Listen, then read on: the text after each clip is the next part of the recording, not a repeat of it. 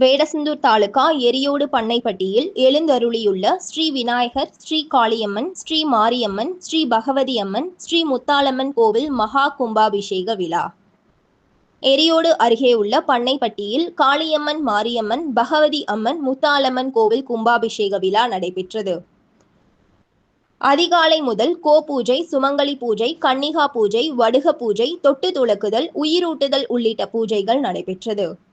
அதனைத் தொடர்ந்து பூரணாகுதி செய்யப்பட்டு கடம் புறப்பாடு செய்து சரியாக புதன்கிழமை 10:45 மணிக்கு ஆலய கோபுர கலசங்களுக்கு புனித நீர் தெளித்து கும்பாபிஷேகமானது நடைபெற்றது.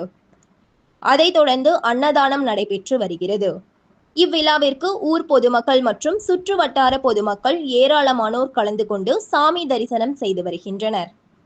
விழா ஏற்பாட்டினை ஊர் பொதுமக்கள் மற்றும் ஊர் பெரியதனக்காரர்கள் சிறப்பான முறையில் ஏற்பாடு செய்திருந்தனர். இந்த கும்பாபிஷேகத்தை அகம முறைப்படி தெத்துப்பட்டி அருள்மிகு ராஜகாளியம்மன் திருக்கோவில் குருக்களான ஜவஹர் என்கிற சதாசிவ குருக்கள் வேத பாராயணம் செய்து கும்பாபிஷேகத்தை நடத்தி வைத்தார்.